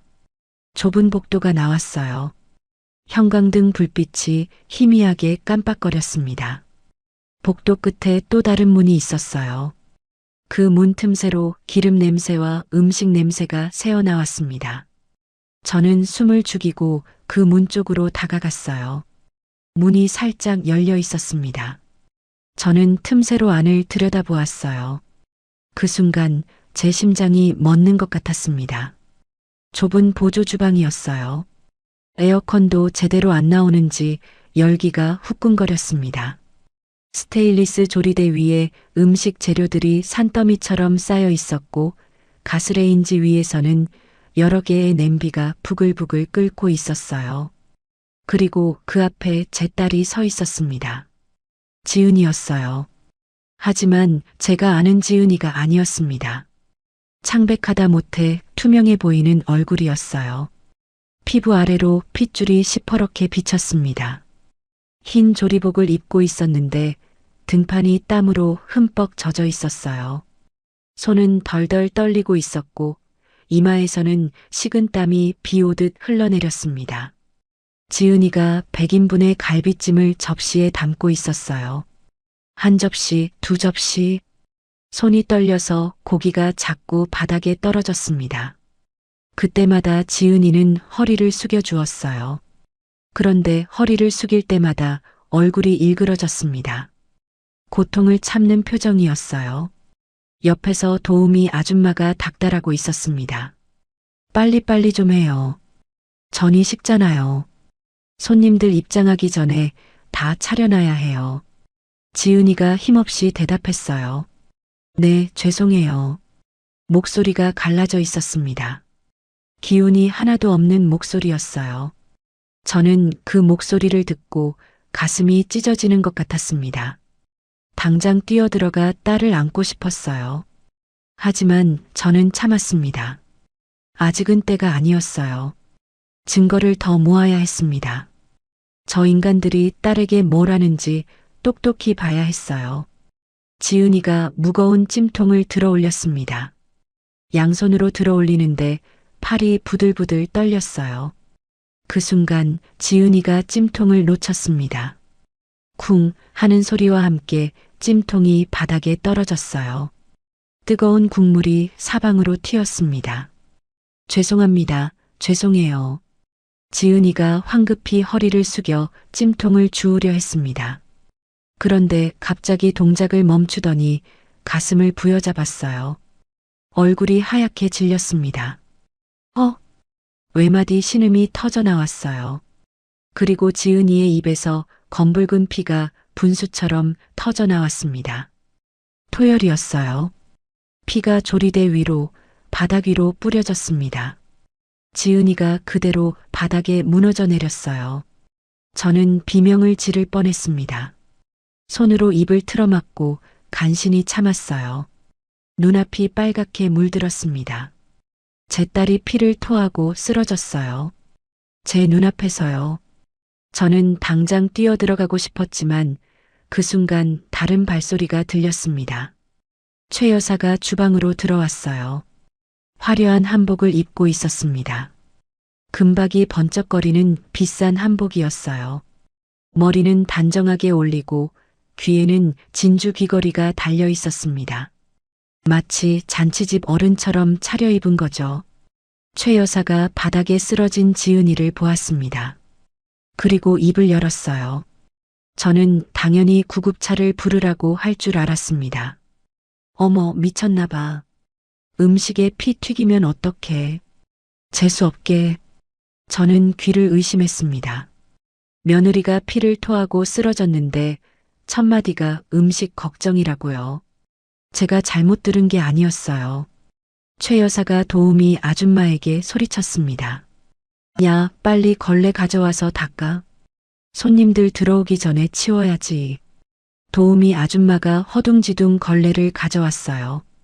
그리고 바닥에 흥건한 피를 닦기 시작했습니다. 최 여사는 쓰러진 지은이 옆에 서서 발로 툭툭 밀었어요. 발끝으로요. 마치 길바닥에 떨어진 쓰레기를 치우듯이요. 야, 일어나. 꼴값 떨지 말고 저기 구석 창고 방에 들어가 있어. 손님들 눈에 띄면 안 돼. 나오지 마. 지은이가 바닥에 쓰러진 채로 손을 내밀었어요. 피 묻은 손이었습니다. 어머니, 저 병원 좀 가야 해요. 너무 아파요. 최 여사가 코웃음을 쳤습니다. 병원은 무슨, 손님들 다 가고 나서 가. 지금 나가면 사람들이 뭐라고 하겠어. 재수 없다고 수군거리겠지. 우리 집안 체면이 뭐가 돼. 저는 그 말을 듣고 온몸이 얼어붙는 것 같았습니다. 체면이요. 며느리가 죽어가는데 체면이 중요하다고요. 이건 사람이 아니었어요. 짐승이었습니다. 아니, 짐승보다 못한 악마였어요. 그때 사위 준혁이가 주방으로 들어왔습니다. 정장을 빼입고 머리에 기름칠까지 한 차림이었어요. 쓰러진 아내를 보더니 얼굴을 찡그렸습니다. 당신 일부러 그러는 거지. 오늘 내 얼굴에 똥 칠하려고 작정했어. 보험금이고 뭐고 다 필요 없어. 일어나. 지은이가 피 묻은 손으로 사위의 바짓단을 잡았어요. 목소리가 기어 들어갔습니다. 여보, 나 진짜 아파. 병원 좀 데려가줘. 죽을 것 같아. 사위가 아내의 손을 뿌리쳤습니다. 더럽다는 듯이요. 손 치워. 양복에 피 묻잖아. 저는 그 장면을 보고 눈에서 눈물이 줄줄 흘렀습니다. 분노의 눈물이었어요. 슬픔의 눈물이었어요. 내 딸이 저렇게 짐승보다 못한 취급을 당하고 있었습니다. 남편이라는 놈한테, 시어머니라는 여자한테 38회를 키운 내 딸이요. 제가 밤잠 설쳐가며 키운 내 새끼가요. 저는 이를 악물었어요. 손에 쥔 프라이팬에 힘이 들어갔습니다. 손등에 핏줄이 붉어졌어요. 최 여사와 사위가 지은이의 양팔을 잡아 끌었어요. 주방 구석에 있는 작은 창고 문을 열더니 지은이를 그 안에 밀어 넣었습니다. 마치 짐짝 치우듯이요. 창고 안에는 박스들과 걸레, 청소도구가 쌓여 있었어요. 축축한 곰팡이 냄새가 났습니다. 지은이가 바닥에 나뒹굴었어요. 창고 바닥은 차갑고 더러웠습니다. 거기에 제 딸이 피를 흘리며 내팽개쳐진 거예요. 손님들 다 가기 전까지 나오지 마. 알았어. 최 여사가 냉정하게 말하고 창고 문을 닫았어요. 그리고 바깥에서 걸쇠를 채우려 했습니다. 저는 그 순간 핸드폰을 꺼냈어요. 그리고 녹음 버튼을 눌렀습니다. 이 모든 상황을 녹음하기 시작했어요.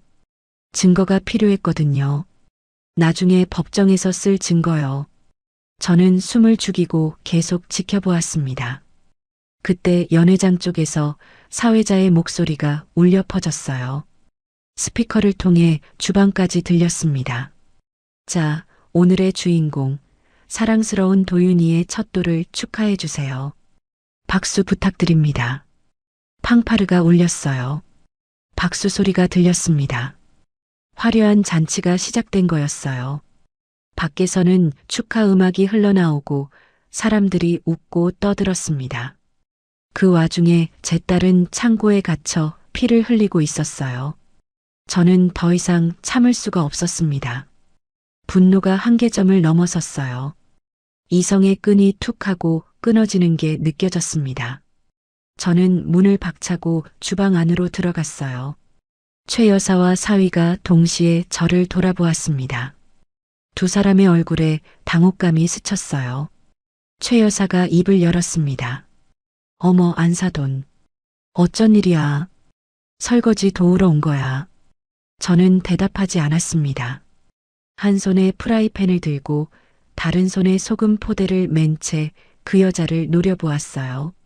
제 눈에 무엇이 담겨 있었는지 최 여사의 얼굴에서 웃음기가 사라졌습니다. 안사돈, 왜 그런 눈으로 봐요? 무서워. 저는 천천히 입을 열었습니다. 목소리가 얼음장처럼 차가웠어요. 내 딸 어디 있냐? 딸이요. 지은이는 좀 쉬고 있어요. 컨디션이 안 좋다고 해서 그 창고에 가둬놓은 거 내가 다 봤어. 최 여사의 얼굴이 굳어졌습니다. 사위가 앞으로 나섰어요. 장모님, 오해하신 거예요. 지은이가 쉬고 싶다고 해서 조용한 데서 쉬게 한 거예요. 닥쳐. 저는 낮은 목소리로 말했습니다. 그리고 창고 문 쪽으로 걸어갔어요. 걸쇠를 열고 문을 열었습니다. 창고 안바닥에 지은이가 웅크리고 있었어요. 입가에 피가 묻어 있었고 눈은 반쯤 감겨 있었습니다. 제가 들어가자 지은이가 눈을 떴어요. 엄마. 지은이가 저를 보고 울음을 터뜨렸습니다. 저도 눈물이 쏟아졌어요. 저는 딸을 부축해 일으켰습니다.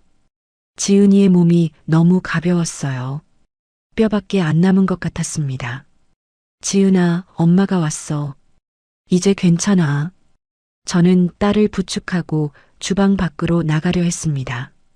그런데 최 여사가 앞을 막아섰어요. 안사돈, 어디 가려고? 손님들 아직 안 갔어요. 나가면 안 돼요. 저는 그 여자의 얼굴을 똑바로 쳐다보았습니다. 그리고 말했어요. 비켜.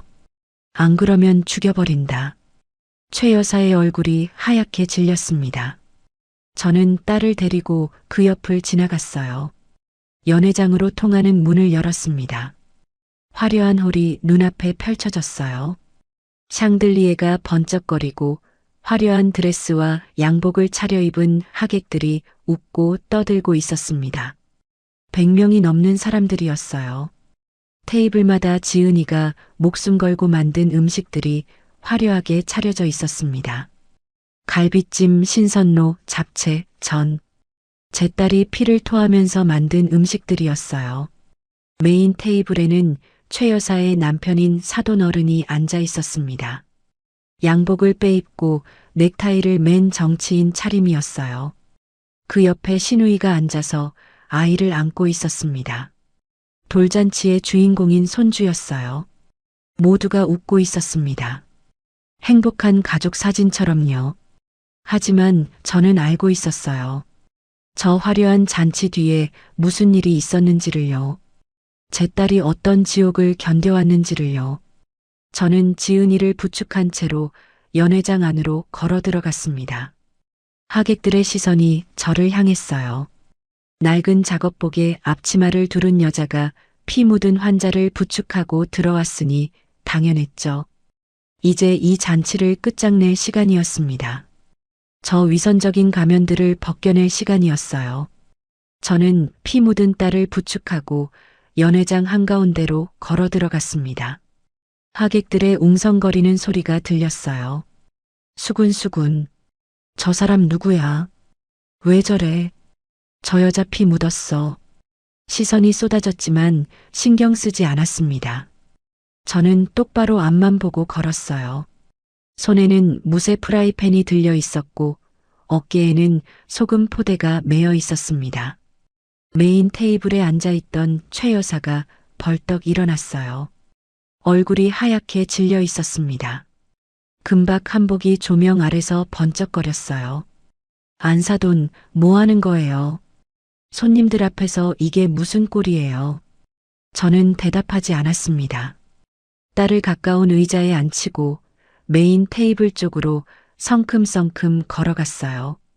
테이블 위에는 지은이가 피 토하며 만든 음식들이 화려하게 차려져 있었습니다. 갈비찜, 신선로, 구절판, 잡채, 접시마다 정성이 가득했어요. 제 딸의 피와 눈물이 담긴 음식들이었습니다. 저는 테이블 끝을 두 손으로 잡았습니다. 그리고 있는 힘껏 들어 올려 뒤집어 버렸어요. 와장창, 굉음이 연회장에 울려 퍼졌습니다. 접시가 깨지고 음식이 쏟아지고 국물이 사방으로 튀었어요. 뜨거운 갈비찜 국물이 최 여사의 비싼 한복 위로 쏟아졌습니다. 신선로 국물이 사위의 양복 위로 튀었어요. 두 사람이 비명을 지르며 뒤로 물러났습니다. 연회장이 순식간에 아수라장이 되었어요. 음악이 뚝 멈추고 장내가 정적에 휩싸였습니다. 100명이 넘는 하객들이 숨을 죽이고 저를 바라보았어요. 저는 그 시선들 앞에서 당당하게 섰습니다. 최 여사가 국물을 닦으며 소리쳤어요. 이 미친 여자가 여기가 어디라고 이래요. 당장 나가요. 저는 어깨에 메고 있던 소금 포대를 풀었습니다. 그리고 굵은 소금을 한 움큼 집어 최 여사의 얼굴에 확 뿌렸어요. 잡기는 너야. 내 딸 피 빨아먹는 귀신. 소금 먹고 떨어져라. 소금이 최 여사의 얼굴과 머리 위로 쏟아졌습니다. 진주 귀걸이 사이로 올린 머리 위로 소금 알갱이가 떨어졌어요. 최 여사가 눈을 감고 비명을 질렀습니다. 하객들 사이에서 웅성거리는 소리가 더 커졌어요. 사위 준혁이가 달려들었습니다. 장모님 미쳤어요. 이게 무슨 짓이에요? 저는 준혁이의 뺨을 풀스윙으로 때렸어요. 찰싹 하는 소리가 연회장에 울렸습니다. 준혁이가 휘청거리며 뒤로 나자빠졌어요. 입에서 피가 터졌습니다. 저는 쓰러진 사위 위에 올라타 멱살을 잡았어요. 이 쓰레기 같은 놈아. 마누라가 암 걸려 죽어가는데 보험금 타먹을 생각만 했지. 내가 사람이냐? 하객들 사이에서 술렁거리는 소리가 났어요. 암이요. 보험금이요. 무슨 소리야? 수군거리는 소리가 들렸습니다. 저는 사위를 밀쳐내고 일어났어요. 그리고 주머니에서 꼬깃꼬깃해진 종이를 꺼냈습니다. 지은이의 위암 진단서였어요. 저는 그 종이를 높이 들어 올렸습니다. 여기 있는 분들 잘 보세요. 이게 뭔지 아세요? 위암 3기 진단서예요. 내 딸이 위암 3기예요. 하객들의 얼굴에 충격이 스쳤어요. 저는 계속 말했습니다. 내 딸이 2달 전에 암 진단을 받았어요. 수술 받아야 하는데 이 집안 사람들이 수술을 못 받게 막았어요. 왜인 줄 아세요? 손주 돌잔치랑 날짜가 겹친대요. 집안 경사에 수술이 웬 말이냐고요. 웅성거리는 소리가 더 커졌어요. 저는 목소리를 높였습니다. 그리고 저 남편이란 놈은요. 마누라 암 걸린 거 알고 보험부터 들었어요. 면책 기간 지나야 보험금 나오니까 수술 미루라고 했대요. 자기 마누라가 암으로 죽어가는데 돈 생각만 한 거예요. 저는 진단서를 허공에 뿌렸습니다. 종이가 눈처럼 하객들 머리 위로 흩날렸어요. 그리고 주머니에서 또 다른 종이 뭉치를 꺼냈습니다. 사위 핸드폰에서 캡처해서 출력해온 것들이었어요. 수술 예약 취소 내역, 보험 가입 내역, 그리고 사돈댁 단톡방 대화 내용까지. 저는 그것들도 함께 뿌렸습니다. 여기 증거 다 있어요. 수술 예약 취소한 내역, 보험 가입한 내역 다 있어요. 이 사람들이 며느리 암 걸린 거 알면서 어떻게 했는지 다 적혀 있어요. 사람들이 종이를 집어들고 읽기 시작했습니다. 세상에 진짜 위암 진단서야. 수술 취소했다고 적혀 있어. 보험을 5개나 들었네. 이게 뭐야? 비난 여론이 순식간에 형성되었어요. 하객들의 표정이 달라졌습니다. 최 여사와 사위를 바라보는 눈빛이 싸늘해졌어요. 조금 전까지 웃으며 축하해주던 사람들이 이제는 경멸의 눈빛으로 그들을 쳐다보았습니다. 그때 사돈어른 박정태가 얼굴을 가리고 뒷문 쪽으로 도망치려 했습니다. 저는 그를 쫓아가 멱살을 잡았어요. 당신도 공범이야. 며느리 암 걸린 거 알면서 입 다물었지. 선거철에 재수 없다고 소문내지 말랬지. 내 딸 죽여놓고 당선될 줄 알았어. 박정태의 얼굴이 사색이 되었어요. 저는 그의 넥타이를 잡아당겼습니다. 넥타이가 목을 조였어요. 박정태가 헛기침을 하며 버둥거렸습니다. 그때 신우이 미란이 달려왔어요. 이 미친 여자가 내 아들 돌잔치 망쳤어. 거지 같은 것이. 저는 미란의 머리채를 휘어잡았습니다. 그리고 돌잡이 상 위에 있던 돌잔치 케이크를 집어 미란의 얼굴에 쳐박았어요. 하얀 크림이 미란의 얼굴 전체를 뒤덮었습니다. 미란이 비명을 지르며 나뒹굴었어요. 내년도 마찬가지야. 올케가 피 토하며 만든 음식 쓰레기통에 버렸지. 개밥 그릇에 쏟아부었지. 사람이야 짐승이야. 하객들 중 젊은 사람들이 스마트폰을 꺼내 들었어요. 이 광경을 촬영하기 시작했습니다. 누군가가 실시간 방송을 켰어요. 야, 이거 대박이다. 암투병 며느리 학대라고 올려. 실시간으로 영상이 퍼지기 시작했습니다. 악마시월드, 보험금 노린 남편, 해시태그가 붙었어요. 저는 쓰러져 있는 딸에게 다가갔습니다. 지은이는 의자에 기댄 채 눈을 감고 있었어요. 입가에 묻은 피가 마르지 않았습니다. 저는 딸을 부축해 일으켰어요. 지은아, 일어나. 병원 가자. 지은이가 눈을 떴습니다. 초점 없는 눈이었어요. 엄마, 나 무서워. 너무 아파. 저는 딸을 업으려 했습니다. 그런데 지은이의 몸이 너무 가벼웠어요. 뼈밖에 안 남은 것 같았습니다. 저는 딸을 업고 연회장 출구 쪽으로 걸어갔어요. 하객들이 길을 터주었습니다. 최 여사가 뒤에서 소리쳤어요. 저거 다 쇼야. 케첩이야. 저 여자가 미친 거라고. 하지만 아무도 그 말을 믿지 않았습니다.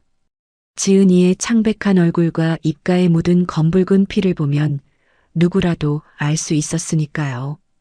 그때 연회장 입구로 구급대원들이 뛰어들어왔어요. 누군가가 119에 신고한 모양이었습니다. 구급대원들이 지은이에게 달려왔어요. 환자분, 괜찮으세요? 눈 떠보세요. 구급대원이 지은이의 맥박을 재고 눈동자를 확인했습니다. 표정이 심각해졌어요. 맥박이 약해요. 빨리 이송해야 합니다. 구급대원들이 들것을 가져왔어요. 지은이를 들것에 눕혔습니다. 저는 딸의 손을 잡았어요. 차갑고 축축한 손이었습니다. 지은아, 엄마가 같이 갈게. 놓지 않을게. 지은이가 희미하게 고개를 끄덕였어요. 구급대원이 최 여사에게 물었습니다. 보호자분이세요. 환자분 상태가 어떻게 된 거예요? 최 여사가 입을 열려는 순간 저는 구급대원에게 말했습니다. 이 환자는 위암 3기 환자예요. 수술을 미루다가 상태가 악화된 거예요. 저 사람들이 수술 못 받게 막았어요. 구급대원의 표정이 굳어졌어요. 하객들 사이에서 또 웅성거리는 소리가 났습니다. 저는 들건 옆을 따라 걸으며 뒤를 돌아보았어요. 최 여사와 사위, 신우이, 사돈어른. 네 사람이 아수라장이 된 연회장 한가운데 서 있었습니다. 음식이 쏟아진 바닥, 깨진 접시, 쓰러진 케이크, 그리고 그들을 향한 싸늘한 시선들. 저는 차갑게 말했습니다. 법원에서 보자. 이 살인마들아. 내 딸 털끝 하나라도 잘못되면 너희들 다 내 손에 죽는다. 최 여사가 바닥에 주저앉아 울기 시작했어요. 하지만 아무도 동정하지 않았습니다. 사위는 피 묻은 입을 닦으며 멍하니 서 있었고 신우이는 케이크 크림을 닦느라 정신이 없었어요. 사돈어른은 어느새 자리를 피해 사라져 있었습니다. 정치인답게 위기 상황에서 도망치는 건 빠르더군요. 하객들 중 몇 명이 다가와 저에게 말했어요. 어머니, 힘내세요. 저희가 증인 서드릴게요. 영상 다 찍어놨어요. 필요하면 드릴게요. 저는 고개를 끄덕이고 구급차에 올라탔어요. 딸의 손을 꼭 잡은 채로 구급차 문이 닫히고 사이렌 소리가 울리기 시작했습니다. 창문 너머로 호텔이 멀어져 갔어요. 저는 딸의 얼굴을 내려다보았습니다. 산소 마스크를 쓴 지은이의 얼굴이 너무나 창백했어요. 눈을 감고 있었지만 가끔 미간을 찌푸렸습니다. 아픈 거겠죠. 저는 딸의 손을 두 손으로 감싸 쥐었습니다. 지은아, 버텨라. 엄마가 다 해결할게. 이제 저 인간들한테 안 보내. 절대로. 구급대원이 링거를 연결하고 혈압을 재면서 말했어요.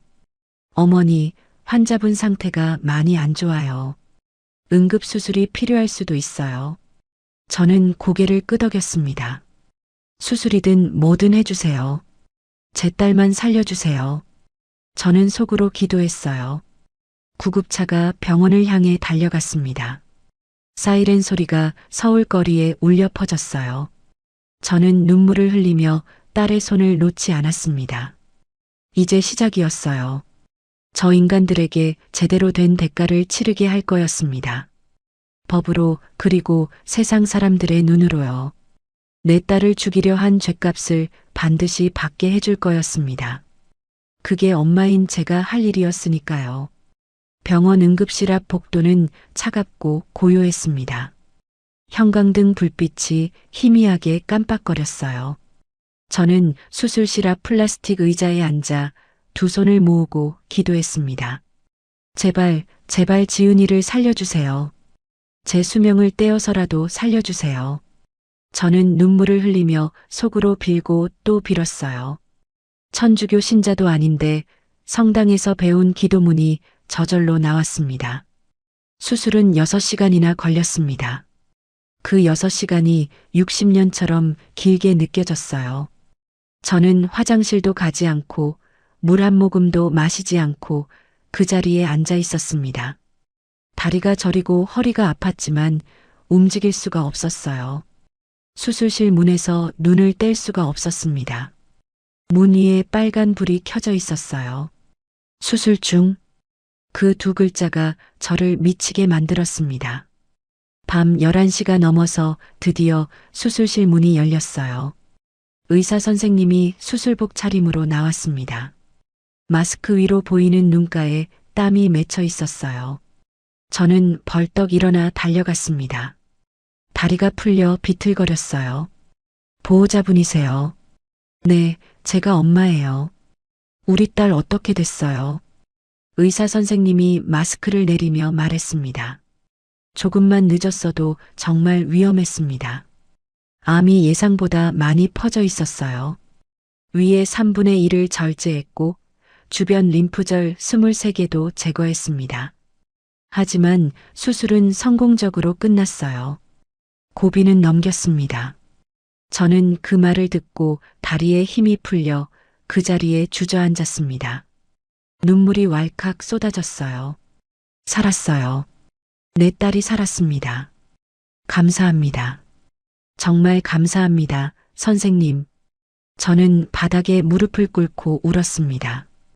복도 바닥이 차가웠지만 느끼지 못했어요. 그냥 감사하다는 말밖에 안 나왔습니다. 다음 날 아침 회복실로 옮겨진 지은이를 만났습니다. 딸이 눈을 떴어요. 창백한 얼굴이었지만 눈빛은 살아있었습니다. 산소 마스크를 쓰고 있었고 팔에는 링거가 연결되어 있었어요. 엄마. 힘없는 목소리였지만 그 한마디가 저한테는 세상에서 가장 아름다운 소리였습니다. 지은아, 엄마 여기 있어. 수술 잘 됐대. 이제 괜찮아. 저는 딸의 손을 꼭 잡았어요. 지은이의 눈에서 눈물이 흘러내렸습니다. 엄마, 미안해. 진작 말했어야 했는데. 바보야. 미안하긴 뭐가 미안해. 앞으로는 뭐든지 엄마한테 말해. 알았지. 저는 딸의 이마에 입술을 맞추었어요. 딸의 이마가 따뜻했습니다. 살아있다는 증거였어요.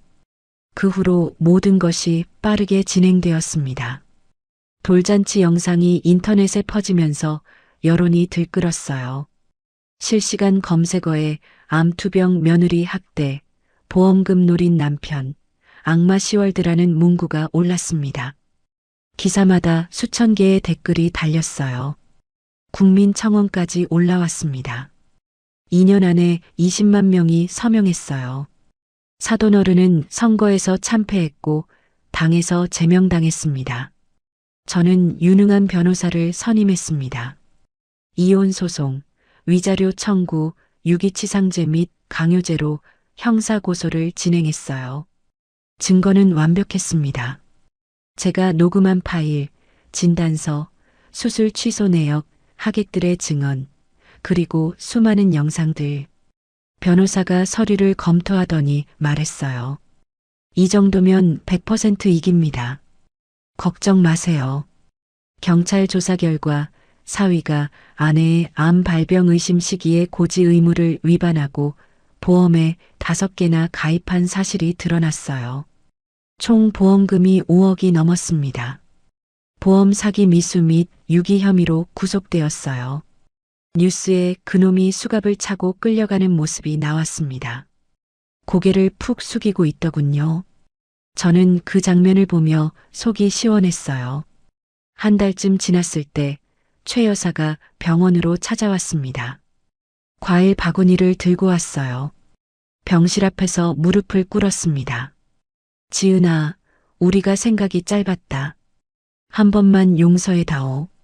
합의해주면 뭐든지 할게. 저는 그들이 가져온 과일 바구니를 발로 차복도로 날려버렸습니다. 사과와 배가 바닥에 뒹굴었어요. 합의 없어. 콩밥이나 먹어라. 지은이도 단호하게 말했어요. 저한테 다시는 나타나지 마세요. 당신들은 가족이 아니라 악마였어요. 저는 병실 문을 닫아버렸습니다. 문 너머로 최 여사의 울음소리가 들렸지만 단 1초도 마음이 흔들리지 않았어요. 저 인간들이 내 딸한테 한 짓을 생각하면 용서 같은 건 있을 수 없었습니다. 1년이 흘렀습니다. 정말 많은 일이 있었어요. 사돈 집안은 소송 비용, 위자료, 벌금으로 집이 경매에 넘어갔습니다. 살던 아파트에서 쫓겨났어요. 최 여사는 시장 바닥에서 좌판을 깔고 양말을 팔다가 제 가게 단골 손님한테 알아봐줬다고 합니다. 쪽팔려서 도망쳤다더군요.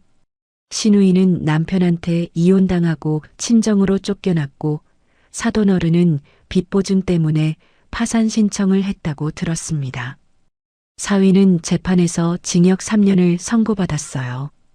보험 사기 미수와 유기치상죄가 인정된 거였습니다.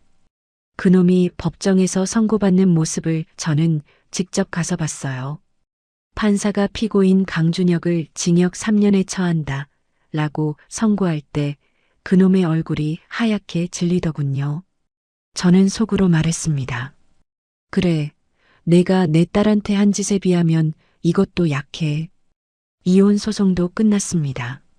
지은이는 위자료 2억 원을 받았어요. 재산 분할까지 합치면 3억이 넘었습니다. 시댁에서 빌려간 돈, 그동안 착취당한 노동의 대가를 받은 거였어요. 지은이는 힘든 항암 치료를 이겨냈습니다. 6차례나 항암제를 맞았어요. 매번 주사를 맞고 나면 구토가 심해서 며칠씩 밥을 못 먹었습니다. 머리카락이 한 움큼씩 빠져나갔어요. 베개 위에 머리카락이 수북이 쌓여 있는 걸 볼 때마다 가슴이 찢어지는 것 같았습니다.